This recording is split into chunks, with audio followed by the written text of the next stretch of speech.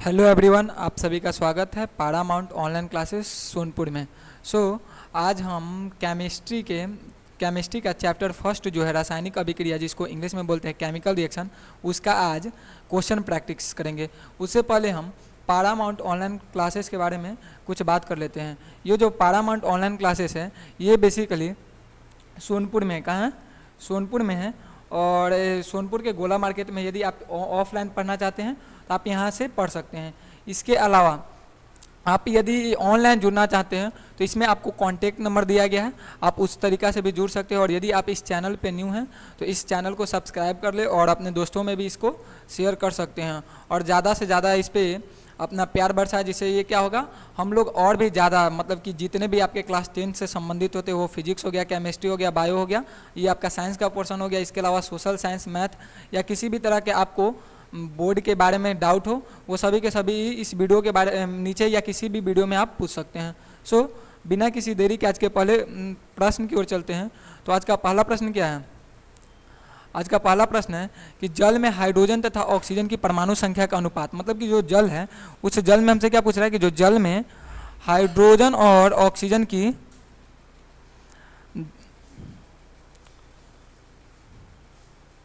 जल में हाइड्रोजन तथा ऑक्सीजन का हमको क्या पूछ रहा है? अनुपात पूछ रहा है, परमाणु संख्या का अनुपात। तो हम लोगों को पता है कि जल का फार्मूला क्या होता है? जल का फार्मूला होता है H2O। जल का फार्मूला क्या होता है? H2O होता है। आप इसमें देखिए तो इसमें हाइड्रोजन कितने अनुपात में? हाइड्रोजन 2 है। और वही बात करें कि ऑक्सीजन कितना है? ऑक्सीजन 1 है। तो इसका अनुपात कितना हो जाएगा? 2:1। अब ऑप्शन में मिलाइए कि कौन से ऑप्शन में 2:1 दिया हुआ है। ऑप्शन नंबर बी में 2:1 दिया हुआ है, तो आपका ऑप्शन नंबर बी करेक्ट हो जाएगा। इसी तरह मतलब कि आप जब एग्जाम में या कहीं भी आप क्वेश्चन प्रैक्टिस कर रहे हैं तो आप पहले क्या कीजिएगा, पहले बढ़िया तरीके से क्वेश्चन पढ़िएगा। जैसे कि हम क्या किए, पहले क्वेश्चन को पढ़े कि जल में हाइड्रोजन तथा ऑक्सीजन, उसके बाद हम क्या किए, उसके फार्मूला को लिख लिए, क्योंकि केमिस्ट्री में मेन होता है फार्मूला। आपको फार्मूला याद होना चाहिए। यदि आपको फार्मूला याद नहीं होगा तो आप इसका जवाब नहीं लिख सकते थे। तो यहाँ पे क्या था, जल में हाइड्रोजन तथा ऑक्सीजन का परमाणु संख्या, तो हाइड्रोजन का परमाणु संख्या और ऑक्सीजन का परमाणु संख्या का अनुपात निकाले और क्या आ गया? ऑप्शन नंबर बी करेक्ट हो गया। नेक्स्ट क्वेश्चन की बात करते हैं, क्वेश्चन संख्या दूसरा, क्वेश्चन नंबर दूसरा। और ये भी देखिए हर क्वेश्चन में यहाँ पे क्या लिखा है, इसका ईयर लिखा हुआ कि किस ईयर में ये क्वेश्चन पूछा गया। जैसे कि ये जो दूसरा नंबर क्वेश्चन है, ये दूसरा नंबर क्वेश्चन कब पूछा गया? तो 2012 में इस प्रश्न को पूछा गया है। और जितना भी क्वेश्चन है प्रीवियस ईयर है। जैसे कि जस्ता एवं तनु हाइड्रोक्लोरिक अम्ल की अभिक्रिया के फलस्वरूप निम्नलिखित में से कौन सा गैस बनता है? हमसे क्या पूछ रहा है कि जस्ता को इंग्लिश में क्या बोलते हैं? जिंक बोलते हैं। और जिंक को हम किससे अभिक्रिया करवा रहे हैं? जिंक को अभिक्रिया करवा रहे हैं हम HCl, हाइड्रोक्लोरिक अम्ल। हाइड्रोक्लोरिक अम्ल को इंग्लिश में क्या बोलते हैं? HCl बोलते हैं। तो हम इसको जब जिंक को HCl से अभिक्रिया करवाएंगे तो क्या बनेगा? पहले तो बनता है ZnCl बनता है। क्या बनता है? ZnCl बनता है, जिंक क्लोराइड। इसके अलावा क्या बनता है? इसके अलावा H2 गैस बनता है। इसके अलावा क्या बनता है? H2 गैस बनता है। तो इससे क्या निकलता है? H2 गैस निकलता है। तो हमसे पूछा क्या कि इसके फलस्वरूप कौन सा गैस निकलता है? क्या पूछ रहा है कि इसके फलस्वरूप कौन सा गैस निकलता है? हमसे गैस पूछा है। तो यहाँ पे कौन सा गैस निकला? H2 निकला है। आपको पता होगा कि कभी भी मेटल मतलब कि धातु जब इससे अभिक्रिया करेगा, मतलब कि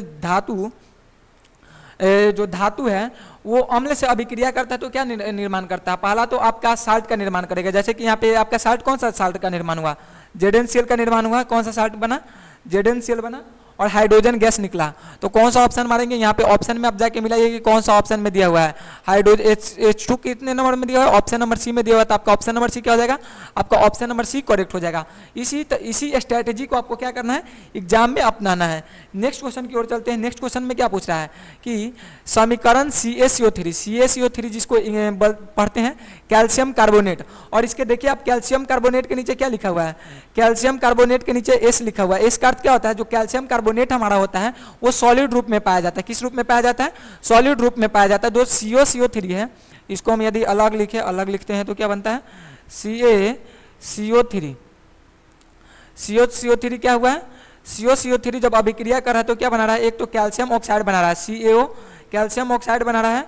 और ये CO2 बना रहा है। तो हमसे ये पूछ रहा है कि ये किस तरह का अभिक्रिया है, मतलब कि ये किस तरह का समीकरण है। तो आपको पढ़ाया गया होगा कि मतलब कि आप पढ़े होंगे कि किस किस तरह का समीकरण होता है। एक होता है संयोजन अभिक्रिया, एक होता है वियोजन अभिक्रिया, एक होता है उष्मा क्षेपी अभिक्रिया, एक होता है उष्माग्राही अभिक्रिया, प्रतिस्थापन अभिक्रिया।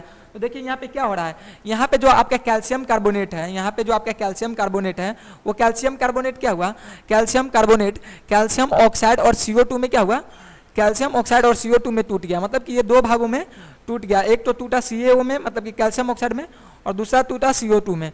तो ये कौन सा अभिक्रिया कहलाएगा, विघटन। कौन सा अभिक्रिया हो जाएगा, विघटन हो जाएगा। और विघटन कौन सा ऑप्शन में दिया हुआ, ऑप्शन नंबर ए में दे दिया गया है। यहाँ पे बोल रहा है उष्मा क्षेपी, क्या इस अभिक्रिया के दौरान उष्मा निकला, इस अभिक्रिया के दौरान उष्मा निकला है, नहीं निकला है, तो ये वाला ऑप्शन क्या हो जाएगा, गलत हो जाएगा। उष्माग्राही, क्या आप इस अभिक्रिया को कराए थे तो क्या आपको उष्मा दिए थे, नहीं ना दिए थे, तो ये भी वाला आपका ऑप्शन गलत हो जाएगा। इसके अलावा बात करते हैं प्रतिस्थापन। तो क्या प्रतिस्थापन में क्या होता है, एक एटम दूसरे के पास जाता है, तो क्या ऐसा यहाँ पे हुआ, नहीं हुआ। तो सिर्फ ऑप्शन नंबर ए सही हो जाएगा, बाकी सब ऑप्शन गलत हो जाएगा। आप ऐसा क्या कर सकते हैं, आप सभी ऑप्शंस को मिला भी सकते हैं। नेक्स्ट क्वेश्चन बोलते हैं, नेक्स्ट क्वेश्चन की बात करें तो नेक्स्ट क्वेश्चन क्या है, क्वेश्चन नंबर 4। क्वेश्चन नंबर 4 में क्या पूछ रहा है, क्वेश्चन नंबर 4 में कह रहा है कि, क्वेश्चन नंबर 4 की बात करें तो क्वेश्चन नंबर 4 में हमसे क्या पूछ रहा है, क्वेश्चन नंबर 4 को बढ़िया से तरीका से आप पढ़ें। आप पहले क्वेश्चन को खुद से पढ़ें। कभी भी आप क्वेश्चन प्रैक्टिस करें तो इसका स्ट्रैटेजी होता है। स्ट्रैटेजी क्या होता है, आप पहले क्वेश्चन को बढ़िया तरीका से खुद से पढ़िए एंड देन पढ़ने के बाद क्या करें, जवाब दें। तो आपका कोशिश ये होना चाहिए कि ये तो वीडियो ऐसे रिकॉर्डेड है, तो आप इस वीडियो को रोकें और आप पहले उसका जवाब देखें, और आपका जो जवाब हो उसको कॉमेंट में लिखें, और आप देखें कि आपका जवाब सही आ रहा है या गलत आ रहा है।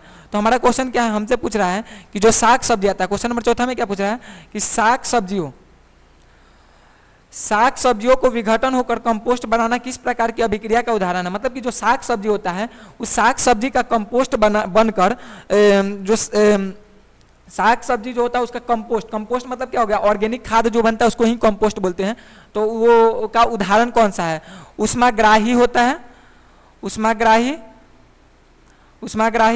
उष्माक्षेपी, उष्माग्राही। देखिए उष्माग्राही दो बार दे दिया गया, एक दिया है प्रतिस्थापन।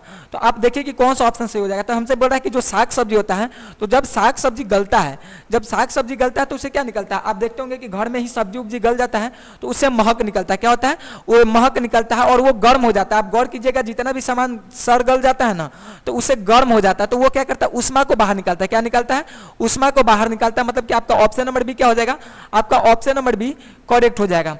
नेक्स्ट क्वेश्चन की बात करते हैं, क्वेश्चन नंबर 5 नंबर क्वेश्चन में क्या पूछ रहा है कि जो आपका सिल्वर क्लोराइड होता है, क्या पूछ रहा है, जो हमारा सिल्वर क्लोराइड होता है AgCl, क्या AgCl का रंग क्या है, AgCl का रंग पूछ रहा है। और ये क्वेश्चन कब दिया गया, 2014 में भी ये क्वेश्चन पूछा गया था और 2021 में भी क्वेश्चन पूछा गया था। आप सभी क्वेश्चन को देखिएगा, हम उतना तो बता नहीं सकते कि किस किस ईयर में पूछा गया था। तो आप इस चीज पे ध्यान दीजिएगा कि ये क्वेश्चन जितना भी है, ये सभी के सभी क्वेश्चन क्या है, रिपीटेड ही है। तो जो आपका सिल्वर क्लोराइड होता है, वो उसका रंग कैसा होता है, मतलब कि आपका कलर पूछ रहा है कि इसका रंग कैसा होता है, श्वेत होता है, पीला होता है, हरा होता है या काला होता है। तो जब आप सुनार के दुकान पे जाते हैं और या आपके घर में जब कोई सोना पहनता है, मतलब कि सोना का कोई आभूषण पहनता है, तो उसका रंग कैसा होता है, आप उसका रंग देखें, उसका रंग बेसिकली कैसा होता है, आप गौर किए होंगे, उसका रंग श्वेत होता है। कैसा होता है, श्वेत होता है। मतलब कि आपका ऑप्शन नंबर ए क्या हो जाएगा, ऑप्शन नंबर ए श्वेत सही हो जाएगा। मतलब कि जितने भी चांदी के समान, सिल्वर मतलब क्या होता है, सिल्वर का अर्थ चांदी होता है। तो जो चांदी का कलर कैसा होता है, तो चांदी का कलर कैसा होता है, श्वेत होता है। तो आपका ऑप्शन नंबर 1 करेक्ट हो जाएगा। निम्न में से कौन अकारक, हमसे क्या पूछ रहा है कि निम्नलिखित में से कौन अकारक है, और ऑप्शन में दिया गया है हाइड्रोजन दे दिया गया है, कार्बन ऑक्साइड दिया गया है, हाइड्रोजन H2 दिया हुआ है, CO दिया हुआ है, मतलब कि कार्बन मोनोऑक्साइड। CO को क्या पढ़ते हैं, CO को पढ़ते हैं कार्बन मोनोऑक्साइड, इसको क्या पढ़ते हैं, कार्बन मोनोऑक्साइड, कार्बन मोनोऑक्साइड। और वही इसके जगह पे हमसे क्या होता है, कार्बन मोनोऑक्साइड। और इसी के जगह पे T2 होता है, CO के जगह पे CO2 होता है, तो ये क्या हो जाता है, कार्बन डाइऑक्साइड हो जाता है। तो हमसे पूछा है कि निम्नलिखित में से कौन सा अकारक है, हमसे क्या पूछा है, और कारक कौन सा है O2 या H2S। तो आपको बताना है कि ऑप्शन क्वेश्चन नंबर 6 का कौन सा ऑप्शन सही हो जाएगा, ए हो जाएगा, बी हो जाएगा, सी हो जाएगा या डी हो जाएगा, मतलब कि निम्नलिखित में से कौन सा अकारक है।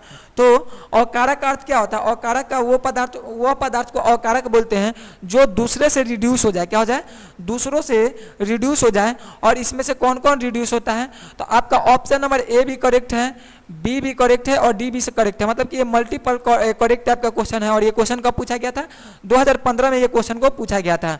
तो आपको क्वेश्चन मल्टीपल टाइप का भी क्वेश्चन क्या किया जा सकता है, बनाया जा सकता है। आपका जो क्वेश्चन है वो मल्टीपल टाइप का भी हो सकता है, तो आप उसका भी क्या कर सकते हैं, ध्यान रखिएगा। नेक्स्ट क्वेश्चन को आप पढ़िए, क्वेश्चन नंबर 7वां नंबर क्वेश्चन में आपसे क्या पूछ रहा है, 7वां नंबर क्वेश्चन में हमसे पूछ रहा है कि ये जो नीचे दी गई अभिक्रिया है, मतलब कि नीचे एक अभिक्रिया दिया गया है, उस अभिक्रिया के बारे में पूछ रहा है कि नीचे जो अभिक्रिया दिया गया है, हम पेन को पहले सिलेक्ट कर लेते हैं, तब तक आप लोग क्वेश्चन को पढ़िए।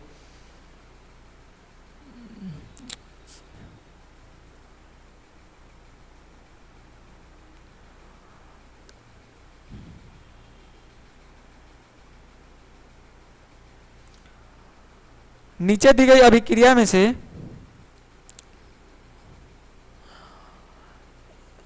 नीचे दी गई अभिक्रिया में से कौन सा कथन सही है, हमसे पूछ रहा है कि इसमें से इसके लिए कौन सा कथन सही है।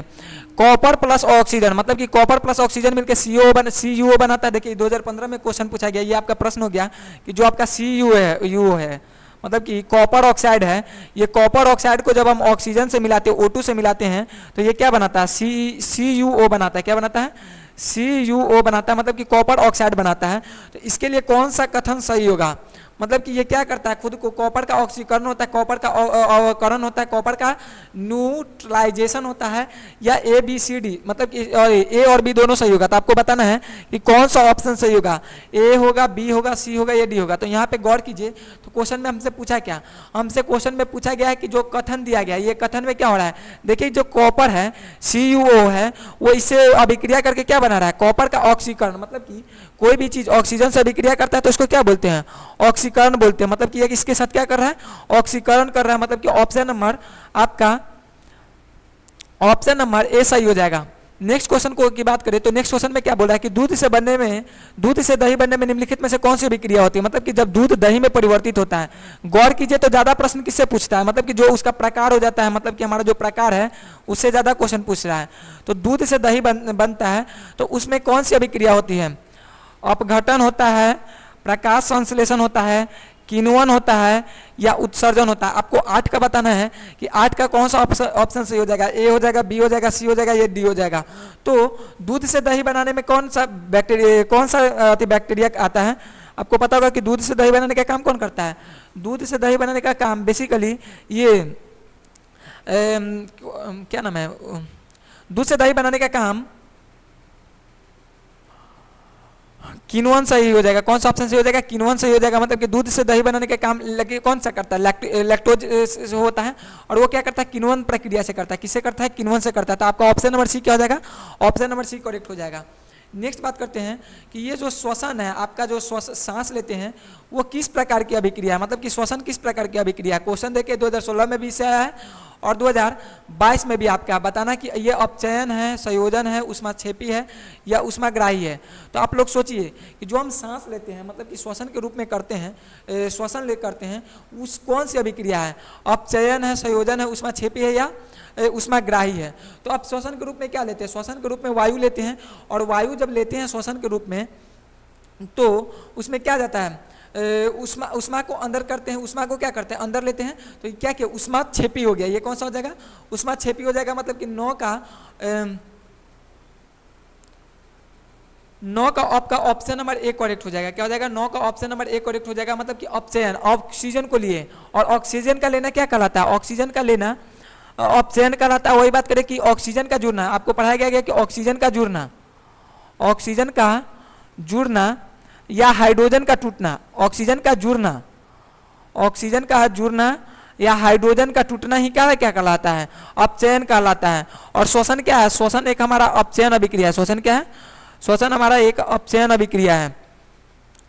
नेक्स्ट क्वेश्चन की बात करते हैं। नेक्स्ट क्वेश्चन की बात करें तो नेक्स्ट क्वेश्चन में हमसे क्या पूछ रहा है? नेक्स्ट क्वेश्चन में पूछ रहा है कि ये जो कॉपर ऑक्साइड है, ये जो हमारा कॉपर ऑक्साइड है CuO है, वो H2 के साथ अभिक्रिया करके CuO H2 के साथ अभिक्रिया करके क्या बनाता है? Cu प्लस H2O बनाता है। ये किस तरह का अभिक्रिया है? अपचयन है, अपचयन है, देखिए अपचयन दो बार दे दिया गया है, उदासीकरण है या रेडॉक्स है। आपको बताना है कि यह किस तरीका का अभिक्रिया है। मतलब कि जब कॉपर ऑक्साइड, यहाँ पे क्या बोल रहा है कि जो कॉपर ऑक्साइड है CuO है, कॉपर ऑक्साइड ये क्या कर रहा है? H2 से अभिक्रिया कर रहा है। किससे अभिक्रिया कर रहा है? कॉपर ऑक्साइड हाइड्रोजन से अभिक्रिया कर रहा है और क्या बना रहा है? एक तो कॉपर बना रहा है और एक H2O बना रहा है। क्या कर रहा है? एक तो कॉपर बना रहा है और दूसरा हमारा H2O बना रहा है। और इस टाइप के अभिक्रिया को क्या बोलते हैं? इस टाइप के अभिक्रिया को अपचयन बोलते हैं। क्या बोलते हैं? अपचयन बोलते हैं। अपचयन क्यों बोले? अपचयन इसलिए बोले, देखिए ऑप्शन नंबर ए और बी दोनों में दिया हुआ है, बट ऑप्शन नंबर ए आप ए या बी दोनों मार सकते हैं। अपचयन दिया हुआ है, एक ऑप्शन ए को उपचयन कर लीजिए, ऑप्शन नंबर बी को हम ए को उपचयन कर लेते हैं। एक उपचयन है आपका दिया हुआ है, एक अपचयन दिया हुआ है, तो आपका कौन सा हो जाएगा? आपका ऑप्शन नंबर बी सही हो जाएगा, अपचयन सही हो जाएगा। मतलब कि यहाँ पे गौर कीजिए, तो यहाँ पे जो कॉपर ऑक्साइड है, यहाँ पे क्या हुआ है? यहाँ पे ऑक्सीजन का क्या हो रहा है? यहाँ पे हाइड्रोजन जुड़ रहा है। यहाँ पे क्या हो रहा है? हाइड्रोजन जुड़ रहा है और ऑक्सीजन टूट रहा है। यहाँ पे ऑक्सीजन क्या हुआ? कॉपर से ऑक्सीजन टूट के उधर चला गया, ऑक्सीजन टूट के क्या हुआ? उधर चला गया। इसी कारण से इसको क्या बोल दिए? इसी कारण से इसको हम अपचयन बोल दिए। समझ में आ गया होगा कि हमें अपचयन इसको क्यों बोले। नेक्स्ट क्वेश्चन की बात करते हैं। तो नेक्स्ट क्वेश्चन में हमसे क्या पूछ रहा है? नेक्स्ट क्वेश्चन में पूछ रहा है कि जो अपचयन है, जो हमारा अपचयन है वह प्रक्रिया है, अपचयन वह किस प्रकार की अभिक्रिया, मतलब कि अपचयन किस प्रकार की अभिक्रिया है? अपचयन वह प्रक्रिया है जिसमें ऑक्सीजन का योग होता है, हाइड्रोजन का वियोग होता है, इलेक्ट्रॉन का त्याग होता है या सभी के सभी होता है। तो हमसे क्या पूछ रहा है कि अपचयन। तो अभी गौर कीजिए, हम लोगों के पास दो ही क्वेश्चन ज़्यादा आ रहा है, अपचयन और उपचयन। और अपचयन और उपचयन से क्वेश्चन भर भर के पूछता है कि अपचयन क्या होता है, उपचयन क्या होता है। तो अब हम क्या पढ़े थे? उपचयन में के बारे में क्या पढ़े थे कि जो अपचयन होता है उसमें क्या होता है? ऑक्सीजन का जुड़ना होता है। अपचयन में क्या होता है? ऑक्सीजन जुड़ता है और हाइड्रोजन और हटता है। क्या होता है? ऑक्सीजन का योग होता है। क्या होता है? अपचयन में हाइड्रोजन का योग होता है, हाइड्रोजन का योग होता है और सॉरी ऑक्सीजन का योग होता है और हाइड्रोजन का वियोग होता है। और इसमें आप देखिए तो ऑक्सीजन का योग हो रहा है और हाइड्रोजन का वियोग हो रहा है। और जब यहाँ पे हाइड्रोजन का वियोग हो रहा है तो इलेक्ट्रॉन का भी त्याग हो ही रहा होगा, मतलब कि इलेक्ट्रॉन का भी क्या हो रहा होगा? त्याग हो ही रहा होगा। और ये सभी के सभी कम हो रहा है, तो ये ऑप्शन नंबर डी सभी सही हो जाएगा। क्या हो जाएगा? ऑप्शन नंबर डी सभी सही हो जाएगा। नेक्स्ट क्वेश्चन की बात करते हैं कि खड़िया का रासायनिक सूत्र आपको बताना है। क्या बताना है? कि खड़िया का रासायनिक सूत्र क्या होता है। आपको ऑप्शन में दिया हुआ है MgCO3, CaO, CaCO3, calcium carbonate, calcium oxide, magnesium carbonate, या आपको कौन सा ऑप्शन सही हो जाएगा? 12 का कौन सा ऑप्शन सही हो जाएगा? ए हो जाएगा, बी हो जाएगा, सी हो जाएगा, या डी हो जाएगा। तो हमसे क्या पूछा है? खड़िया का सूत्र पूछ रहा है। और क्वेश्चन को गौर कीजिए, तो ये 2026 में भी क्वेश्चन पूछा गया था। क्या क्या गया था? इस बार भी ये क्वेश्चन आया था खड़िया के बारे में। जो ये क्वेश्चन है ये 2026 में भी पूछा, 2024 में भी पूछा, 2027 में 17 में भी पूछा। और ये बहुत ही इजी क्वेश्चन है। क्या पूछ रहा है? खड़िया का रासायनिक सूत्र। और खड़िया का रासायनिक नाम क्या होता है? कैल्शियम कार्बोनेट को ही खड़िया बोलते हैं। उसी तरह से आपको मैग्नीशियम कार्बोनेट, तो कौन सा सही हो जाएगा? आपका option number C calcium carbonate सही हो जाएगा। क्या हो जाएगा?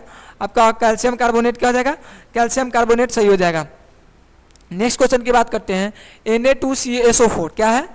Na2SO4 मतलब कि सोडियम सल्फेट। क्या हो रहा है? Sodium sulphate, sodium sulphate barium chloride से अभिक्रिया कर रहा है और उससे अभिक्रिया करके क्या बना रहा है? बेरियम सल्फेट बना रहा है और सोडियम क्लोराइड बना रहा है। तो आपको बताना है कि यह किस तरह का रासायनिक अभिक्रिया है। आपको बताना है कि यह किस तरह का रासायनिक अभिक्रिया है।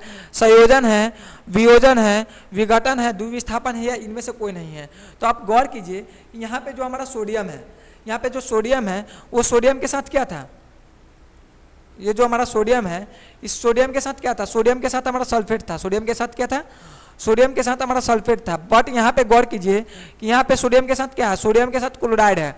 मतलब कि यहाँ पे सोडियम जो है, यहाँ पे सोडियम क्लोरीन के साथ अभिक्रिया कर लिया और ये जो बेरियम है ये सल्फेट के साथ अभिक्रिया कर लिया। मतलब कि सोडियम जाके क्लोरीन से अभिक्रिया कर लिया, मतलब कि और ये बेरियम जो है वो सल्फेट के साथ अभिक्रिया कर लिया, और इस तरह की अभिक्रिया को क्या बोलते हैं, द्विविस्थापन बोलते हैं। क्या बोलते हैं, द्विविस्थापन। मतलब कि यहाँ पे देखिए सोडियम क्लोरीन के साथ अभिक्रिया किया, मतलब कि ये एक विस्थापन हुआ, मतलब कि आपका आप इसको विस्थापन बोल दीजिए, ये एकल विस्थापन बोल दीजिए। और वही जब हमको सल्फेट भी जाकर बेरियम क्लोराइड से अभिक्रिया कर लिया तो ये क्या किया, दोहरी कर दिया, तो इसी को क्या बोलते हैं, द्विविस्थापन बोल देते हैं। आपका ऑप्शन नंबर सी करेक्ट हो जाएगा।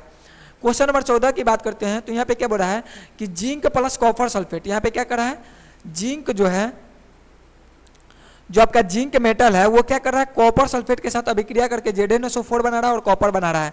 तो जिंक यहाँ पे क्या था, जिंक यहाँ पे सिंगल था, जिंक क्या था, जिंक सिंगल था, बट ये जिंक जो है वो कॉपर सल्फेट के साथ अभिक्रिया कर लिया और इस कॉपर को क्या किया, कॉपर को बाहर निकाल दिया। ऐसा क्यों हुआ, ऐसा इसलिए हुआ क्योंकि आप जो जिंक होता है वो जिंक जो है वो कॉपर से ज़्यादा है, मतलब कि जिंक जो है वो कॉपर से ज़्यादा रासायनिक मतलब कि जिंक जो है वो कॉपर से ज़्यादा क्या है, कॉपर से ज़्यादा अभिक्रियाशील है। क्या है, कॉपर से ज़्यादा अभिक्रियाशील है।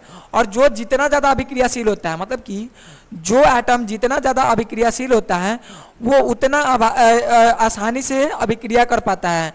तो जब आप अभिक्रियाशीलता श्रेणी को देखिएगा तो आपको अभिक्रियाशीलता श्रेणी में जो आपका कॉपर हो गया, सिल्वर हो गया, कॉपर हो गया, सिल्वर हो गया, देन बात करें कि Ag हो गया, Au हो गया, प्लेटिनम हो गया, ये सब का सब के जो अभिक्रियाशीलता की बात करें तो बहुत ही कम होता है। रिएक्टिविटी मतलब कि जो रिएक्टिविटी सीरीज जो इंग्लिश में बोलते हैं वो बहुत ही कम होता है। और ये क्वेश्चन देखिए 2018 में भी पूछा, 2018 में भी पूछा और 2024 में भी पूछा। तो ये कौन सा अभिक्रिया होगा, संयोजन अभिक्रिया। तो यहाँ पे संयोजन कहाँ हुआ, जिंक जो है वो कॉपर के सल्फेट के साथ मिला, बट ये जिंक जो है वो कॉपर को अलग निकाल दिया, तो ये इसको हम संयोजन तो नहीं बोलेंगे। विस्थापन, हाँ यहाँ पे इसको विस्थापन ही बोलेंगे क्योंकि जिंक क्या किया, सल्फर को बाहर निकाल दिया।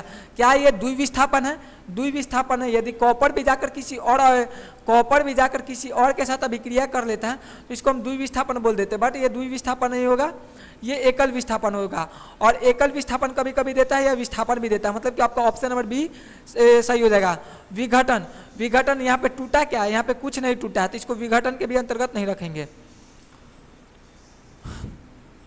नेक्स्ट क्वेश्चन में पूछ रहा है कि जब मैग्नीशियम फीता को जलाते हैं, मतलब कि मैग्नीशियम का फीता को जलाइएगा।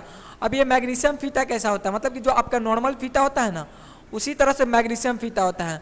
नॉर्मल फीता का अर्थ क्या होगा कि आप कभी टेलर को कपड़ा सीते हुए देखे होंगे तो वो सब के पास जो फीता होता है या जो मेटल का आप अथी देखे होंगे ना, और मेटल का कोई चदरा तो नहीं बोल सकते, बट कोई मेटल या कोई धातु का आप अथी देखिएगा तो वो फीता के टाइप के आता है। तो वो जो नॉर्मल फीता आप देखे होंगे ना, कपड़ा उपड़ा जो नापा जाता है, उसी तरह का मैग्नीशियम का फीता आता है। तो उसको जब जलाया जाता है तो उससे पूछ रहा है कि किस तरह का लौ निकलता है। पीला लौ निकलता है, नीली लौ निकलती है, चमकीली उज्जवल लौ निकलती है, लाल लौ निकलती है।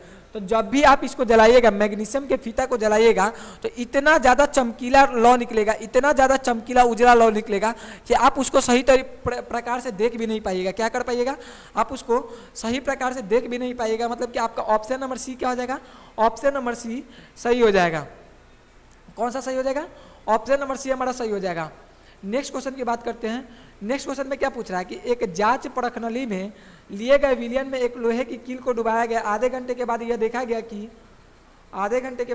कि विलयन का रंग क्या हुआ, परिवर्तन हो चुका है। तो उस जांच परखनली में विलयन था। हमसे क्या पूछ रहा है कि उस जांच परखनली में कौन सा विलयन था। क्वेश्चन को सही तरीका से पढ़िए। हम क्या बोले थे कि सबसे पहले क्वेश्चन को पढ़ना है। हमसे क्वेश्चन में पूछा क्या, हमसे पूछा है कि हम एक जांच परखनली है, मतलब कि मानिए कि हम एक परखनली को लेते हैं, क्या करते हैं, एक हम परखनली को लिए और इस परखनली में हम क्या किए, कील को डाल दिए। क्या किए, एक कील को डाल दिए। मानिए कि ये कील है, इस कील को हम क्या किए, इस कील को इसके अंदर डुबा दिए। और ये कील किसका है, लोहा का कील है। किसका कील है, लोहा का कील है। लोहा का फॉर्मूला क्या होता है, Fe। तो ये लोहा का कील है, इसको डुबा दिए और इसको डुबा कर कितने देर के लिए छोड़ दिए, आधा घंटा के बाद छोड़ दिए। तो हमसे पूछ रहा है कि इसका रंग, मतलब कि इसके रंग में कैसा परिवर्तन आएगा, इसके रंग में कैसा परिवर्तन आएगा। तो यदि इसको प्रश्न को देखें तो इसमें क्या होगा, बेसिकली ये जो आपका लोहा है, इस लोहे के अंदर कौन सा विलयन डाला गया है, मतलब कि इसके रंग में परिवर्तन लाने के पीछे कौन सा विलयन डाला गया होगा, मतलब कि कौन सा विलयन होगा जो इसके एक जांच प्रणाली में लिए गए विलयन में एक लोहे का कील को डुबाया जाता है, 2 घंटे तक रखा जाता है, तो विलयन का रंग परिवर्तन हो चुका है, तो उस जांच प्रणाली में कौन सा विलयन होगा। हाँ, हम समझ गए क्वेश्चन को। तो इसमें बेसिकली क्या होगा, ये जो हम फेरस मतलब कि Fe लोहा को डालें, और Fe में जब आपको CuSO4 को डालते हैं, मतलब कि Fe plus CuSO4 copper sulphate, जब कॉपर सल्फेट को आप डालिएगा तो ये क्या हो जाएगा, कॉपर सल्फेट से ये अभिक्रिया करा के क्या बना लेता है, FeSO4 बना लेता है। क्या बना लेता है, FeSO4 बना लेता है। और ये कॉपर है, ये इसको अलग निकाल देता है। क्या करता है, कॉपर को अलग निकाल देता है। और ये ऐसा करता क्यों है, क्योंकि आपको अभी बताते कि ये होता है जो आपका विस्थापन वाला अभिक्रिया होता है ना, ये विस्थापन अभिक्रिया के पीछे कौन कारण है, विस्थापन अभिक्रिया के पीछे सक्रियता श्रेणी का है कारण है। और यहाँ पे जो आप बताते कि अभी बताते कि जो कॉपर हो गया, या बात करें कि जो आपका कॉपर हो गया, Ag हो गया, Au होगा, मतलब कि चांदी, सोना, प्लेटिनम, ये सब का जो सक्रियता श्रेणी होती है, मतलब कि हम इसको लिख ही देते हैं नीचे, कहाँ लिख दे, इधर लिख देते हैं। जो आपका कॉपर हो गया, Ag हो गया, Au हो गया, ये सब Ag, Au, प्लेटिनम, ये सब की सक्रियता श्रेणी की बात करें तो बहुत ही कम होता है। क्या होता है, सक्रियता श्रेणी कम होता है। और सक्रियता श्रेणी कम होने के कारण क्या होता है, ये जल्दी कर लेता है। बट बात करें कि जो हमारा जिंक हो गया, क्या हो गया, हम बात करें कि जो हमारा जिंक हो गया, हमारा जो एल्यूमिनियम हो गया, और ये फेरस खुद के साथ तो अभिक्रिया करेगा नहीं, फेरस कभी अपने साथ अभिक्रिया करेगा नहीं करेगा। तो ये जो आपका कॉपर सल्फेट है, इसी सब के साथ क्या करता है, इसी सब के साथ ये बेसिकली अभिक्रिया करता है। हम इसको मिटा दिए क्योंकि नीचे का भी क्वेश्चन को हमको सॉल्व करना था। तो ये बेसिकली क्या करता है, इसी सब के साथ अपना अभिक्रिया करता है। तो ये सब क्या है, जो आपका जिंक हो गया, जो हमारा जिंक हो गया, हमारा जो फेरस हो गया, ये सब क्या है, इससे ज़्यादा अभिक्रियाशीलता है, तो वो सब सॉल्यूशन में नहीं आया होगा। आई थिंक आपको ये भी समझ में आ गया। क्वेश्चन नंबर 17 की बात करते हैं। तो क्वेश्चन नंबर 17 में हमसे क्या पूछ रहा है कि रासायनिक अभिक्रिया के दौरान किस पदार्थ में ऑक्सीजन का बढ़ना कहलाता है।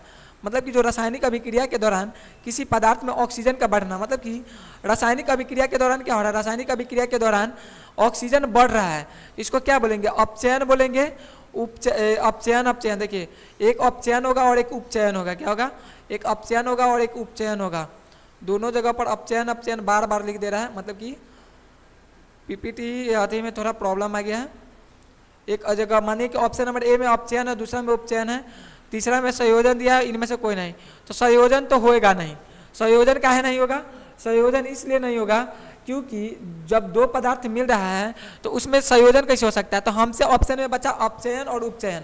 तो आपको बताना है कि जब भी दो पदार्थ मतलब कि ऑक्सीजन मिल रहा है, मतलब कि ऑक्सीजन का जुड़ना क्या कहलाता है, ऑक्सीजन का जुड़ना उपचयन कहलाता है। क्या कहलाता है, उपचयन कहलाता है, जिसको इंग्लिश में बोलते हैं ऑक्सीडाइजेशन। क्या बोलते हैं, ऑक्सीडाइजेशन बोलते हैं, ऑक्सीडाइजेशन बोलते हैं, ऑक्सीडाइजेशन बोलते हैं। और वही बात करें कि जब वो उपचयन होगा, मतलब कि उपचयन को क्या बोलते हैं, उपचयन को क्या आ गया, उपचयन को ऑक्सीडाइजेशन बोलते हैं। और अपचयन को क्या बोलते हैं, अपचयन को रिडक्शन बोलते हैं। क्या बोलते हैं, रिडक्शन बोलते हैं। तो हमारा कौन सा सही हो जाएगा, हमारा ऑप्शन नंबर ए उपचयन सही हो जाएगा। क्या हो जाएगा, उपचयन सही हो जाएगा। नेक्स्ट क्वेश्चन की बात करते हैं, क्वेश्चन नंबर 18। रासायनिक अभिक्रिया के दौरान किसी पदार्थ में ऑक्सीजन का घटना कहलाता है। मतलब कि रासायनिक अभिक्रिया के दौरान क्या हो रहा है, ऑक्सीजन घट रहा है। और यदि ऑक्सीजन घट रहा है मतलब कि क्या हो रहा है, रिड्यूस हो रहा है। ऑक्सीजन का क्या हो रहा है, ऑक्सीजन का रिड्यूस हो रहा है।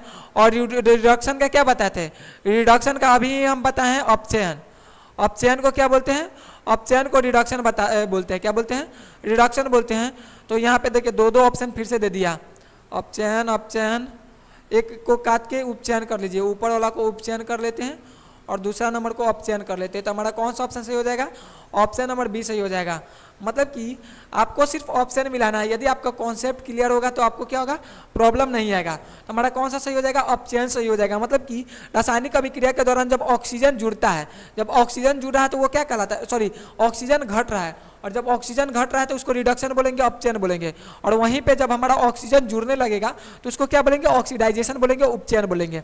नेक्स्ट क्वेश्चन की बात करें, जिंक तथा सल्फ्यूरिक अम्ल के बीच की अभिक्रिया से निम्नलिखित में से कौन सी गैस निकलती है। मतलब कि यहाँ पे क्या बोला है कि हमारा जो जिंक है वो जिंक क्या कर रहा है, जिंक जो है वो सल्फ्यूरिक अम्ल मतलब कि H2SO4 के साथ अभिक्रिया कर रहा है। जिंक क्या कर रहा है, H2SO4 के साथ अभिक्रिया कर रहा है। तो यहाँ से कौन सा गैस निकलेगा, हमसे क्या पूछ रहा है, गैस निकलेगा।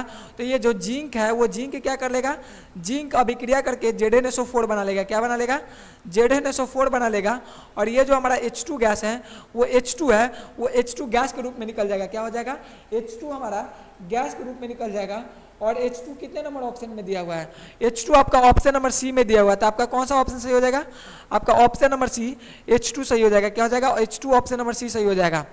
तो आपको यदि आपको फॉर्मूला याद होगा, अभिक्रिया याद होगा, तो आपको और भी क्वेश्चन बनाने में ईजी हो जाएगा। मतलब कि यही सब स्ट्रेटेजी क्वेश्चन एग्जाम में लगता है। यदि आप इन सभी स्ट्रैटेजी को एग्जाम में यूज करते हैं तो आपको क्वेश्चन बनाने में दिक्कत नहीं होगा।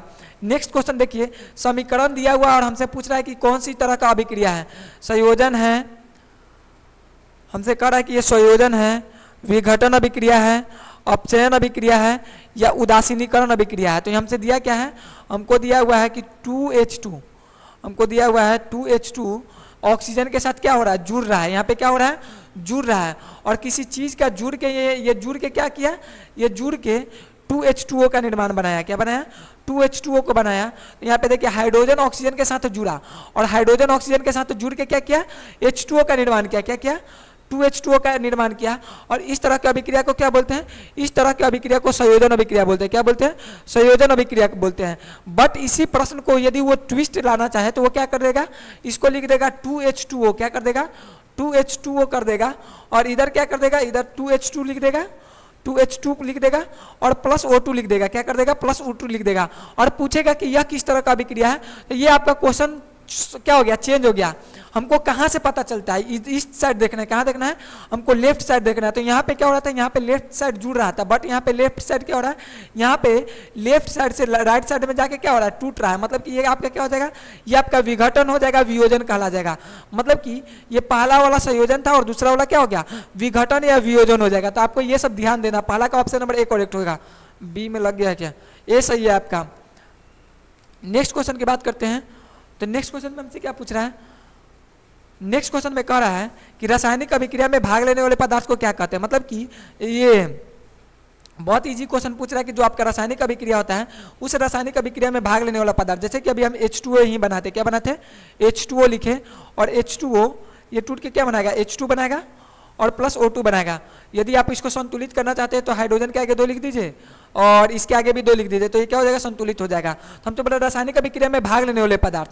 तो इस अभिक्रिया में जो जो पदार्थ भाग ले रहे हैं, इस अभिक्रिया में कौन कौन पदार्थ भाग ले रहा है, एक हाइड्रोजन ले रहा है और एक ऑक्सीजन ले रहा है। तो ये हाइड्रोजन और ऑक्सीजन अभिक्रिया में भाग ले रहा है, इसको क्या बोल देंगे, रासायनिक अभिक्रिया में भाग लेने वाले पदार्थ को क्या बोलते हैं, अभिकारक बोलते हैं। क्या बोलते हैं, अभिकारक बोलते हैं। इसलिए 21 का कौन सा सही हो जाएगा, 21 का ऑप्शन नंबर ए सही हो जाएगा। 21 का कौन सा सही हो जाएगा, 21 का ऑप्शन नंबर ए करेक्ट हो जाएगा। और यदि हमसे पूछे कि रासायनिक अभिक्रिया में भाग लेने वाले पदार्थ और रासायनिक अभिक्रिया के फलस्वरूप बनने वाले पदार्थ को क्या बोलते हैं, मतलब कि यदि देखिए ये तो ऑप्शन ही गलत ले लिए हैं, ऊपर वाला ऊपर ही चलते हैं। ऊपर जो यहाँ पे हम जो बनाए थे, यहाँ पे जो लिखे ये वाला ऊपर वाला देखिए, ये जो ये वाला है ना यहाँ पे, तो ये आपका क्या हो गया, ये तो आपका अभिकारक हो गया। मतलब कि यहाँ पे जो हाइड्रोजन और अभिक्रिया ऑक्सीजन भाग लिया, इसको क्या बोल देंगे, अभिकारक बोल देंगे। बट इसके फलस्वरूप जो 2H2O बन के मिला, हमको क्या मिला, 2H2O बन के मिला, इसको क्या बोल देते हैं, इसको ही क्या बोलते हैं, उत्पाद बोलते हैं। इसको क्या बोलते हैं, उत्पाद बोलते हैं। तो हमसे इस तरह का भी प्रश्न क्या किया जा सकता है, बनाता है। तो आपको इस सब का प्रश्न को भी क्या करना है, ध्यान में रखना है। मतलब कि यदि क्वेश्चन को चेंज करें तो आप उस पर भी ध्यान दे सकते हैं। और ये सब क्वेश्चन जितना भी देखिए तो ये सब रिपीटेड क्वेश्चन है। नेक्स्ट क्वेश्चन में क्या पूछा है कि निम्न में से कौन ऑक्सीकरण की क्रिया नहीं है। मतलब कि इसमें से कौन सा ऑक्सीकरण की अभिक्रिया नहीं है, दहन, श्वसन, भोजन का पचना या अवकरण। आपको बताना है कि निम्नलिखित में से कौन सा ऑक्सीकरण की अभिक्रिया नहीं है। ऑक्सीकरण की अभिक्रिया नहीं है, इसका अर्थ क्या हुआ कि उसमें ऑक्सीजन भाग नहीं लेता होगा। तो यदि आप किसी चीज को जलाते हैं, मतलब कि मानिए आप कोयला को जला रहे हैं, मतलब कि कार्बन को जला रहे हैं, आप कोयला जला रहे हैं, क्या जला रहे हैं, कोयला जला रहे हैं। तो कोयला को जलाने के लिए आपको क्या चाहिए, ऑक्सीजन की उपस्थिति। आपको बताया गया है कि कोई भी वस्तु किसकी उपस्थिति में जलता है, ऑक्सीजन की उपस्थिति में जलता है। ज़्यादातर वस्तु मतलब कि 99.9% वस्तु क्या होता है, ऑक्सीजन की उपस्थिति में ही जलता है। कुछ ही वस्तु होता है जो ऑक्सीजन की अनुपस्थिति में नहीं जलता है। तो ये हमसे पूछ रहा है कि कौन सा अभिक्रिया नहीं होगा, क्या पूछ रहा है कि नहीं होगा, और ये तो होगा, तो ये ऑप्शन नंबर ए तो नहीं होगा। नेक्स्ट बोल रहा है श्वसन। श्वसन के रूप में हम क्या करते हैं, श्वसन के रूप में हम क्या लेते हैं, श्वसन के रूप में हम ऑक्सीजन लेते हैं। तो ऑक्सीजन भी क्या हो गया, ऑक्सीकरण अभिक्रिया हो गया। तो आपका ऑप्शन नंबर बी भी गलत हो गया। तीसरा नंबर में बोल रहा है भोजन का पचना। जब आप भोजन को खाते हैं तो आपका भोजन क्या होता है, पचता है। भोजन खाने के बाद आपका भोजन पचता है।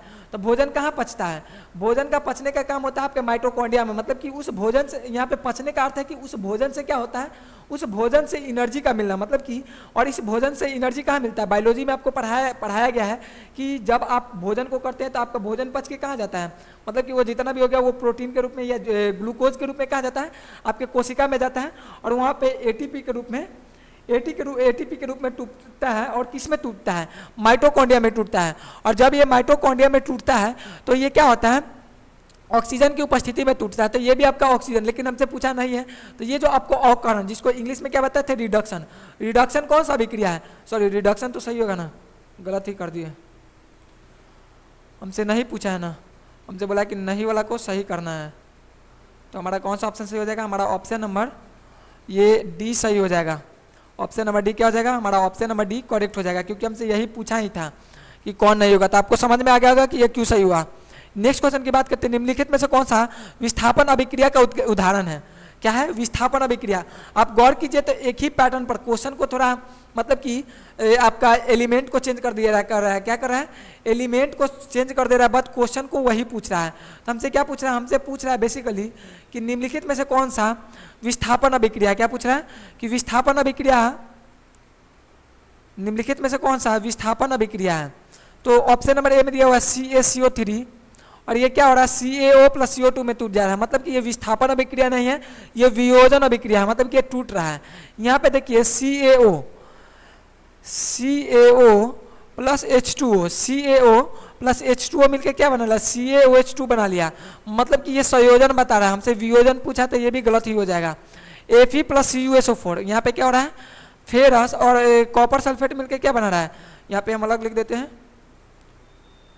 यहाँ पे देखिए तो यहाँ पे क्या कर रहा है, Fe जो है वो CuSO4 के साथ अभिक्रिया कर रहा है, और ये CuSO4 के साथ अभिक्रिया करके क्या बना रहा है, CuSO4 के साथ अभिक्रिया करके FeSO4 बना रहा है। क्या बना रहा है, FeSO4 का निर्माण कर रहा है। और ये जो Cu है इस Cu को अलग कर रहा है, और इसी अभिक्रिया को क्या बोलते हैं, इसी अभिक्रिया को विस्थापन अभिक्रिया या एकल विस्थापन अभिक्रिया बोलते हैं। मतलब कि ऑप्शन नंबर सी क्या हो जाएगा, सही हो जाएगा। अब यहाँ पे भी देखिए तो यहाँ पे भी विस्थापन ही हो रहा है। सोडियम जो है वो क्लोरीन के साथ अभिक्रिया करके सोडियम क्लोराइड बना लिया, और OH जो है वो हाइड्रोजन के साथ अभिक्रिया करके H2O बना लिया। बट ये क्या हो गया, ये द्विविस्थापन का अभिक्रिया हो गया। बट हमसे पूछा था विस्थापन अभिक्रिया, तो हमारा ऑप्शन नंबर सी सही हो जाएगा। तो आपको ये सब कॉन्सेप्ट जितना ज़्यादा क्लियर होगा उतना आपको आसानी होगा बनाने के लिए।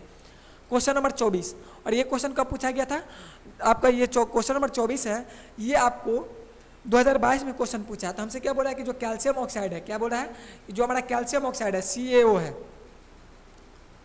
CaO है कैल्शियम ऑक्साइड है, वो क्या कर रहा है, H2O से अभिक्रिया कर रहा है। क्या कर रहा है, H2O से अभिक्रिया कर रहा है, कैल्शियम ऑक्साइड H2O से अभिक्रिया कर रहा है, और इससे अभिक्रिया करके क्या बना रहा है, CaOH2 बना रहा है।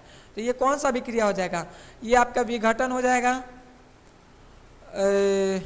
विघटन नहीं संयोजन हो जाएगा। आपका ऑप्शन नंबर बी करेक्ट हो जाएगा। योगशील नहीं है, ना ही प्रतिस्थापन है, मतलब कि आपका ऑप्शन नंबर बी ही क्या होगा, सिर्फ आपका ऑप्शन नंबर बी करेक्ट हो जाएगा। नेक्स्ट क्वेश्चन की बात करते हैं, क्वेश्चन नंबर 25। क्वेश्चन नंबर 25 में क्या बोला है कि सिल्वर आयोडाइड का रंग कैसा होता है। हमसे क्या पूछा है कि जो सिल्वर आयोडाइड होता है, मतलब कि सिल्वर आयोडाइड जिसको लिखा जाता है AgI, सिल्वर को किससे लिखा जाता है, सिल्वर का होता है Ag और आयोडाइड का होता है I। तो सिल्वर आयोडाइड जो है उसका रंग पूछ रहा है कि सिल्वर आयोडाइड का रंग कैसा होगा, श्वेत होगा, पीला होगा, लाल होगा या हरा होगा। तो सिल्वर का रंग कैसा होता है, सिल्वर का रंग तो आपको अभी पता था कि श्वेत होता है। सिल्वर का रंग कैसा होता है, श्वेत होता है। बट यही सिल्वर जब आयोडीन के साथ अभिक्रिया कर लेता है तो ये इसका अपना रंग कैसा कर लेता है, पीला कर लेता है। सिल्वर का रंग श्वेत होता है, बट ये जब आयोडीन के साथ अभिक्रिया करता है तो ये अपना रंग को परिवर्तित करके कैसा कर लेता है, पीला कर लेता है। मतलब कि आपका ऑप्शन नंबर बी क्या हो जाएगा, ऑप्शन नंबर बी करेक्ट हो जाएगा। नेक्स्ट बात करते हैं, क्विक लाइम का रासायनिक सूत्र पूछ रहा है। क्विक लाइम मतलब कि ये जो क्विक लाइम है, इस क्विक लाइम का फॉर्मूला क्या हो जाएगा, 26 नंबर क्वेश्चन में हमसे क्या पूछा है कि जो ये क्विक लाइम है, इस क्विक लाइम का फॉर्मूला बताइए। तो जो CaCO3 है, CaCO3 जब ये विघटन होता है तो ये किस में टूटता है? एक तो टूटता है CaO में और एक टूटता है CO2 में। तो CO2 तो ये कैल्शियम कार्बोनेट, इसको कैल्शियम कार्बोनेट पढ़ते हैं। तो ये जो टूटता है वो किस में टूटता है? कैल्शियम ऑक्साइड और कार्बन डाइऑक्साइड। तो ये जो कैल्शियम ऑक्साइड है इसी को क्या पढ़ते हैं? इसी को बोलते हैं क्विक लाइम। इसी को क्या बोलते हैं? क्विक लाइम पढ़ते हैं। क्या पढ़ते हैं? क्विक लाइम इसी को पढ़ते हैं। तो हमसे बोला कि क्विक लाइम किसको बोलते हैं? तो आपका ऑप्शन नंबर सी में है CaO। आपका ऑप्शन नंबर सी क्या हो जाएगा? ऑप्शन नंबर सी करेक्ट हो जाएगा। नेक्स्ट क्वेश्चन की बात करते हैं, निम्नलिखित में से कौन सा युग्म एकल विस्थापन अभिक्रिया प्रदर्शित करता है? मतलब कि इसमें से कौन सा है जो एकल अभिक्रिया, मतलब कि एक बार अभिक्रिया करके मान जाएगा, मतलब कि एक बार अभिक्रिया कर लिया तो वो दोबारा अभिक्रिया नहीं करेगा। मतलब कि 27 में जो क्वेश्चन पूछ रहा है उसका मेन अर्थ यही है कि इस निम्नलिखित में से कौन सा एकल अभिक्रिया है? तो MgCl2 यहाँ पे क्या दिया है? MgCl2 मैग्नीशियम जो है वो कॉपर के साथ अभिक्रिया करके क्या ये एकल विस्थापन है? सिल्वर नाइट्रेट कॉपर के साथ, सोडियम क्लोराइड कॉपर के साथ। तो सोडियम क्लोराइड तो कॉपर के साथ अभिक्रिया करेगा ही नहीं या क्योंकि ये ऑलरेडी साल्ट बन चुका है। फेरस जो है वो ये भी नहीं कर सकता क्योंकि ये देखिए यहाँ पे Ag जो है वो कम अभिक्रियाशील है। यहाँ पे कॉपर है, यहाँ पे Ag है। तो कॉपर और Ag में कौन ज़्यादा अभिक्रिया होता है? कॉपर और Ag में कॉपर ज़्यादा अभिक्रिया होता है। जैसे कि बताइए रिएक्टिविटी सीरीज की बात करें तो कॉपर ऊपर आता है, उसके बाद Ag आता है और उसके बाद Ag के बाद क्या आता है? Au आता है और Au के बाद हमारा Pt आता है। Cu से क्या हो गया? Cu से आपका कॉपर हो गया। Cu का अर्थ क्या होता है? कॉपर। Ag का अर्थ होता है चांदी, सिल्वर। Ag से क्या होता है? चांदी होता है। Au से क्या होता है? Au से गोल्ड होता है। और Pt से क्या होता है? Pt से प्लेटिनम होता है। क्या होता है? प्लेटिनम होता है। प्लेटिनम हमसे बोल रहा है कि निम्नलिखित में से कौन सा एकल विस्थापन है? तो एकल विस्थापन सिर्फ हमारा ऑप्शन नंबर बी ही दिखा पाएगा। और सिर्फ बी क्यों दिखा पाएगा कि इसके नीचे जितना भी अभिक्रिया दिखाया गया है वो सब कम अभिक्रियाशीलता से दिखाया गया, तो वो सब तो हो ही नहीं सकता था। क्वेश्चन नंबर 28 की बात करते हैं, अभिक्रिया जिसमें आयनों का आदान प्रदान होता है। मतलब कि जिसमें आयन का आदान प्रदान हो रहा है। आयन का अर्थ क्या होता है? चार्ज का। आयन को क्या बोलते हैं? आयन, जिसको इंग्लिश में चार्ज बोलते हैं। आयन, आयन जिसको इंग्लिश में क्या बोलते हैं? चार्ज पढ़ते हैं, बोलते हैं CHARG, चार्ज। तो आपको पता होगा कि कितने तरह के आयन होते हैं? बेसिकली दो तरह के आयन होते हैं, एक पॉजिटिव होता है और एक निगेटिव होते हैं। मतलब कि एक धनात्मक होता है, एक ऋणात्मक होता है। धनात्मक आयन और ऋणात्मक आयन। तो हमसे पूछ रहा है कि निम्नलिखित में से कौन सा आयनों का आदान प्रदान होता है? तो आयन का जो आदान प्रदान होता है वो निम्नलिखित में से किस में होता है? विस्थापन में होता है, द्विविस्थापन में होता है, संयोजन होता है या अवक्षेपण होता है? तो आदान प्रदान का अर्थ है मतलब कि ले भी रहा है और दे भी रहा है। तो देने और लेने का अर्थ कौन करता है? ऊपर दिखाते इसका एग्जाम्पल दिया हुआ था ना।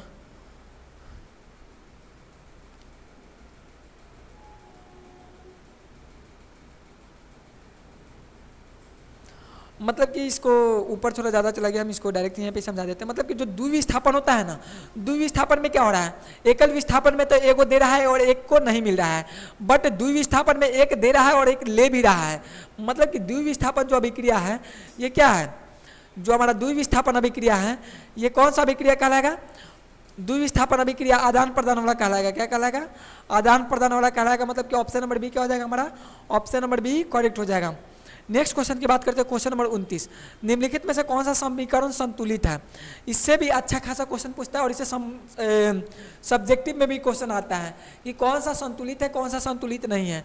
तो हम कैसे जानेंगे कि कोई समीकरण जो है, इक्वेशन है, वो संतुलित है या नहीं है? तो हम क्या करेंगे? उस इक्वेशन के पास जाएंगे और उसको देखेंगे ये संतुलित है कि नहीं है। जैसे यहाँ पे देखिए हाइड्रोजन यहाँ पे कितना है? 4 है। यहाँ पे हाइड्रोजन कितना है? 2 और इंटू 2। यहाँ पे देखिए इसके पास हाथ में 2 है और 2 इसके पैर के पास है।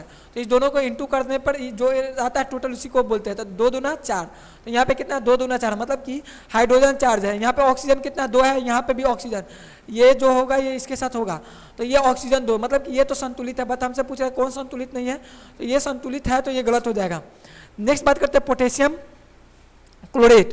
तो पोटेशियम क्लोरेट में देखिए यहाँ पे पोटेशियम कितना है? यहाँ पे पोटेशियम 2 है पोटेशियम 2 है, यहाँ पे पोटेशियम कितना है 2 है, और यहाँ पे भी पोटेशियम 2 है। क्लोरीन की बात करते हैं तो यहाँ पे क्लोरीन 2 है, यहाँ पे भी क्लोरीन कितना है 2 है।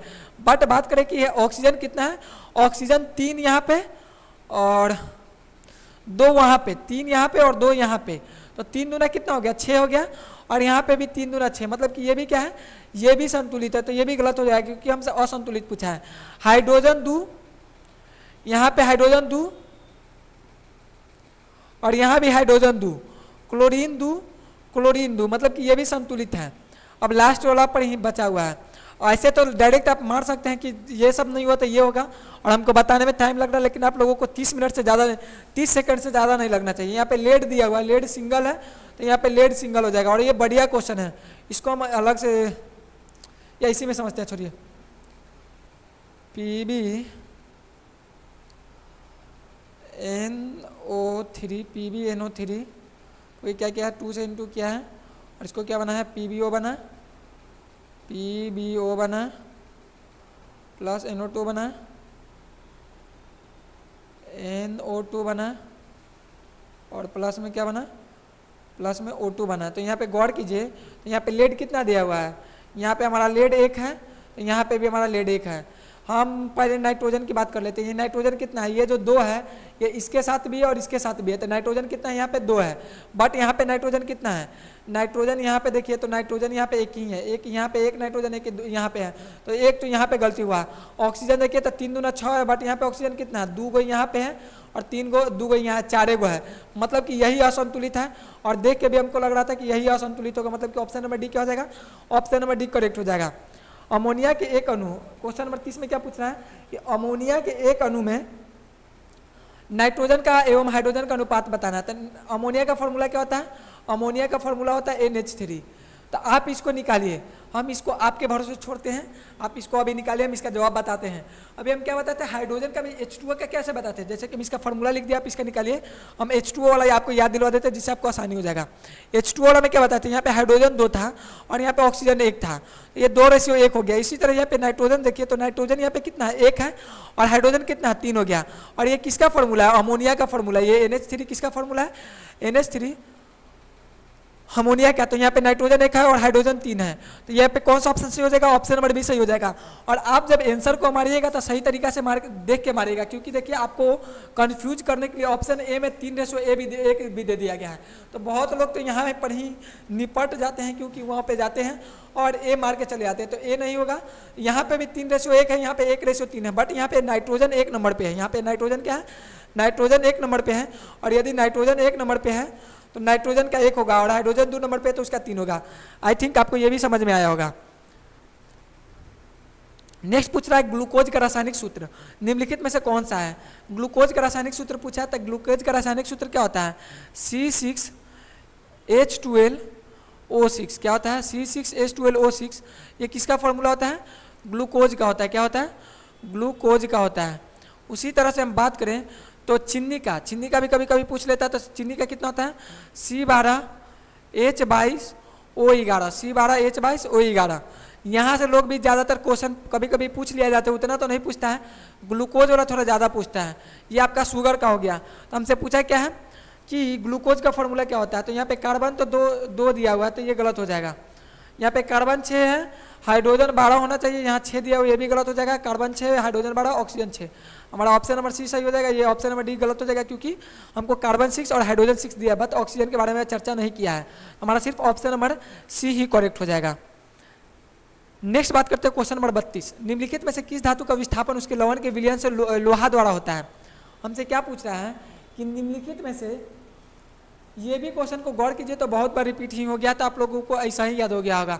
और इसमें से बहुत सारा क्वेश्चन आपको मौखिक याद हो गया होगा यदि आप वीडियो को अच्छी तरीके से देखोगे। निम्नलिखित में से किस धातु का विस्थापन उसके लवण के विलयन से लोहा द्वारा होगा। तो हमको बोला है कि इसमें से कौन सा धातु है जिसका लोहा द्वारा होगा। तो लोहा को कौन कर सकता है, FeSO4, सॉरी, निम्नलिखित में से कौन सा धातु का विस्थापन लोहा द्वारा। तो लोहा का विस्थापन ज़्यादातर कौन करता है, आप गौर करोगे उतना देर से पढ़ रहे हैं, तो लोहा का विस्थापन बार बार कॉपर कर रहा है, सॉरी कॉपर को ही लोहा विस्थापन कर रहा है। तो तांबा तो पहले ही मेरा गलत हो जाता है, क्योंकि तांबा जो है कॉपर कॉपर को थोड़ा ही कर लेगा, सॉरी कॉपर ही तो होगा, हमसे पूछा ही वही था।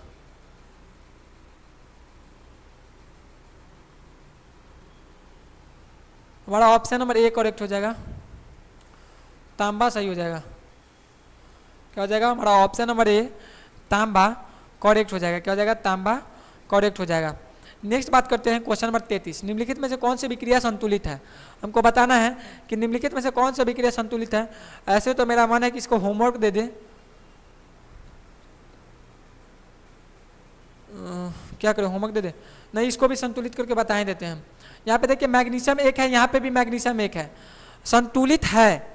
हमसे बोला है कि संतुलित है, देखिए ये संतुलित तो नहीं है। मैग्नीशियम एक यहाँ पे है, मैग्नीशियम एक है और यहाँ पे भी मैग्नीशियम एक है, बट यहाँ पे ऑक्सीजन 2 है, यहाँ पे ऑक्सीजन 1 है, तो ये असंतुलित है। हमसे पूछा संतुलित पूछ रहा है, और क्वेश्चन को भी पूछिएगा, पढ़िएगा बढ़िया तरीके से। हमसे पूछा संतुलित कौन है, तो ये संतुलित हमसे पूछ रहा है, ये संतुलित असंतुलित है।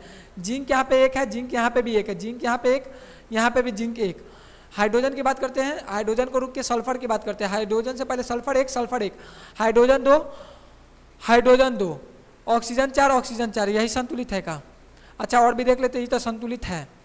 नेक्स्ट बात करते हैं फेरस 1 और क्लोरीन 2, क्लोरीन 3, ये असंतुलित है, और हाइड्रोजन 2, क्लोरीन 3, मतलब कि सिर्फ हमारा ऑप्शन नंबर बी ही करेक्ट है। क्या है? ऑप्शन नंबर बी करेक्ट है।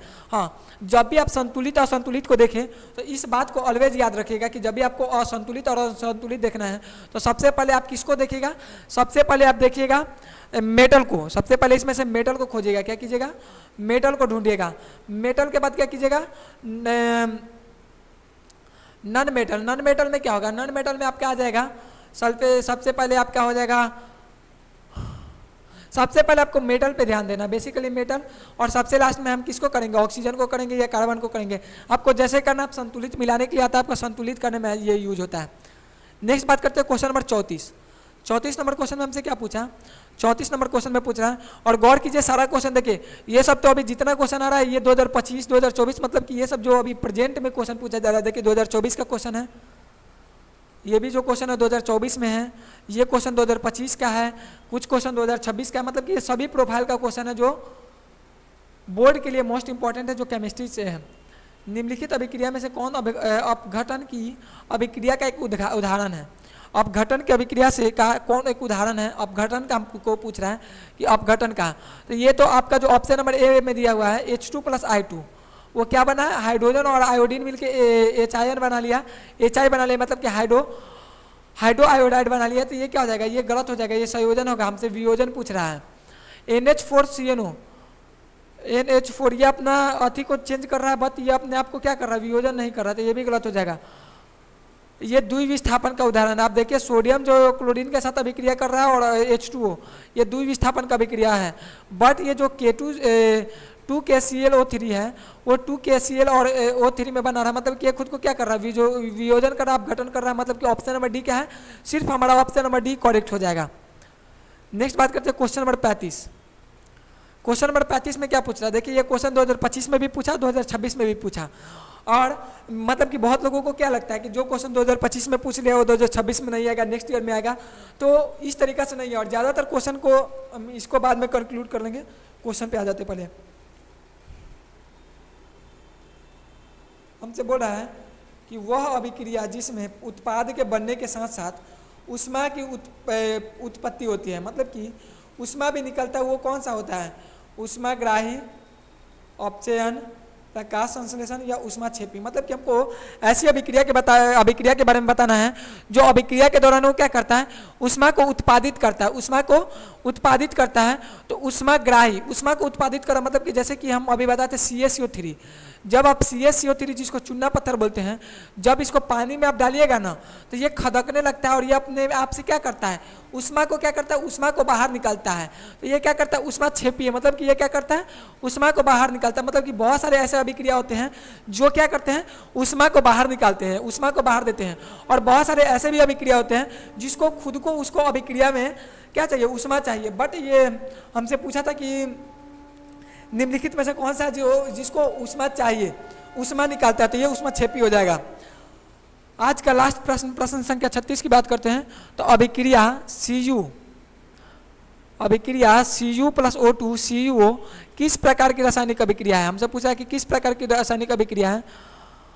अपचयन है, अवकरण है, विस्थापन है या ऑक्सीकरण है।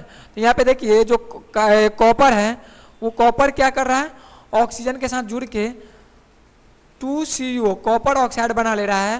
तो ये क्या कर रहा है, ये खुद को जोड़ रहा है। क्या कर रहा है, खुद को जोड़ रहा है, मतलब कि ये खुद को अपचयन, ऑक्सीजन जुड़ रहा है।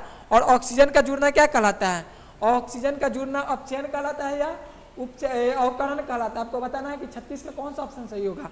तो ऑक्सीजन का जुड़ना अपचयन ऑक्सीडेशन कहलाता है। क्या कहलाता है, ऑक्सीडेशन कहलाता है। हमारा कौन सा ऑप्शन सही हो जाएगा, हमारा ऑप्शन नंबर ए सही हो जाएगा। अब हम कंक्लूड कर लेते हैं कि इसके अंदर हमको आया कहाँ से। आप यदि इस चैप्टर पे यदि आप अपना पकड़ बनाना चाहते हैं तो वो जो आपको जितना रासायनिक अभिक्रिया का प्रकार पढ़ाया जाता है, क्या पढ़ाया जाता है, रासायनिक अभिक्रिया का जो आपको प्रकार पढ़ाया जाता है, जितना भी आपको प्रकार पढ़ाया जाता है उस सभी पे अपना हाथ बैठा लीजिए। यदि आपका रासायनिक अभिक्रिया के प्रकार पर बहुत अच्छा हाथ होगा, पकड़ होगा, ये जो रासायनिक अभिक्रिया का प्रकार है, मतलब कि जो क्या है प्रकार है, केमिकल रिएक्शन का जो प्रकार है उस पर आपका यदि पकड़ बन जाता है तो आपको उससे क्वेश्चन पूछा जाएगा। एंड देन बात करते हैं कि उसका जितना भी प्रकार होता है, जैसे कि संयोजन हो गया, वियोजन हो गया, संयोजन, वियोजन, विस्थापन और द्विविस्थापन, इसी से बहुत ज़्यादा प्रश्न पूछा जाता है। इसके अलावा भी अलग अलग पढ़ाया जाता है, इलेक्ट्रोलाइसिस एंड देन EU, उतना उससे प्रश्न नहीं आता, बट इससे ज़्यादा प्रश्न आता है द्विविस्थापन। इसके अलावा आपका किस पे पकड़ होना चाहिए, अपचयन और उपचयन पे। किस पे होना चाहिए, अपचयन उपचयन पे होना चाहिए। यदि आपका अपचयन उपचयन भी बढ़िया रहता है तो पकड़ बढ़िया रहता है तो आप इस पे क्या कर सकते हैं, पकड़ बैठा सकते हैं। तो अपचयन और उपचयन। एंड देन बात करें, नेक्स्ट बात करते तो अपचयन उपचयन हो गया। एंड देन बात करें तो अपचयन उपचयन ये हो गया, मतलब कि ज़्यादातर तो प्रश्न इससे हो गया। इसके बाद बात करें कि संतुलित वाला से तो आपको सब्जेक्टिव में भी आएगा। क्या आएगा, सब्जेक्टिव में भी संतुलित करने के लिए आपको देगा, क्या करेगा, बोलेगा कि इसको संतुलित करना है, संतुलित करें। इससे आपको प्रश्न आता है, ये पूछेगा कि संतुलित है या नहीं है। इससे भी ये सब जितना भी है ना, ये 100% क्वेश्चन आएगा। कैटेगरी में हम कर सकते हैं कि 100% क्वेश्चन आएगा। और आपको पता होगा कि साइंस में कितने मार्क्स का एग्जाम होता है, साइंस 100 मार्क्स का होता है, जिसमें से 20 मार्क्स का तो आपका प्रैक्टिकल ही होता है। 20 मार्क्स का क्या होता है, प्रैक्टिकल होता है। तो आपका कितना बचा, 80 मार्क्स बचा। कितना बचा, 80 मार्क्स का बचा। और उस 80 मार्क्स में से 80 मार्क्स में आपका 3 सब्जेक्ट है। 80 मार्क्स में क्या है, 3 सब्जेक्ट हैं। 3 सब्जेक्ट में बांट दीजिए तो फिजिक्स, केमिस्ट्री, बायो। तो हम इसको कितना, 80 को आप 35 या 33 भी दीजिएगा तो 33 में से भी 33 भी हम करके लेके चलते हैं तो कितना हो जाएगा, ज़्यादा ही हो जाता है। 25, 50, 75 और लगभग आपका 27 क्वेश्चन आता है। 33 नहीं, 27 को आप बांट दे भाग में तो आपको 27 क्वेश्चन पूछा जाता है, जिसमें आपका सब्जेक्टिव होता है, ऑब्जेक्टिव होता है। तो आपको केमिस्ट्री में पकड़ बनाने में ज़्यादा नहीं। और आप देखिए कि पूरा चैप्टर में बस इतना ही चीज़ से आपको क्वेश्चन पूछा जाता है। सो आप यदि आपको ये कैसा लेक्चर लगा ये बताइएगा। और यदि आप इस चैनल पर नए हैं तो आप इस चैनल को सब्सक्राइब कर लीजिएगा। और आपको ऑलरेडी पहले भी बता चुके हैं कि जो पारामाउंट ऑनलाइन क्लासेस है इसको ज़्यादा से ज़्यादा आप सपोर्ट कीजिए, अपने दोस्तों पर शेयर करें। और यदि आपको किसी भी तरह का डाउट हो या आपको किसी भी तरह का सलाह लेना हो वो तो यहाँ पे कॉन्टैक्ट नंबर जो दिया गया है, इस कॉन्टैक्ट नंबर से क्या कर सकते हैं, आप बात कर सकते हैं। सो आज के लिए इतना ही। नेक्स्ट वीडियो में हम नेक्स्ट चैप्टर के साथ उपस्थित होंगे। जय हिंद, थैंक यू।